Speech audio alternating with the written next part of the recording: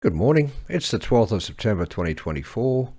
We're reading the newspaper, critiquing the news and articles, and what we have in front of us is a letter to the editor from a regular contributor to the Cairns Post, Michael Barry Henderson. And to give Michael Barry a fair hearing, I thought we should read his letter out in its entirety. He says, "I'm totally flabbergasted with Kevin Donnelly's article, quote, 'Teachers should teach, not push propaganda.'"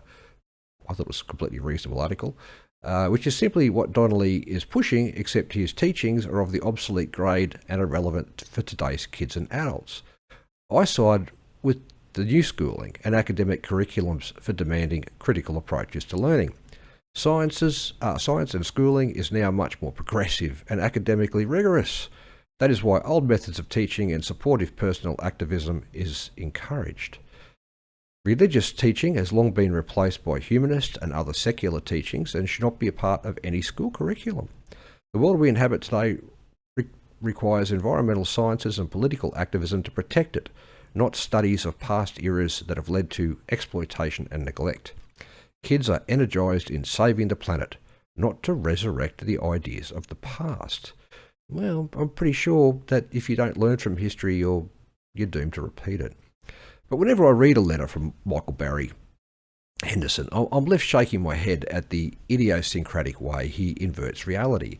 Anyone who can look out at the most advanced society in known history, one which has lifted people of all races and both sexes out of slavery, poverty, misery, disease and despair, and describe its historical formative years as exploitative and neglectful, suffers a special form of delusion. Moreover, this great society peaked in the 1990s and is now sliding into intolerance and despotism precisely because of the fake left-wing environmental sciences and political activism that Henderson advocates, and which has already reduced living standards and shortened lives.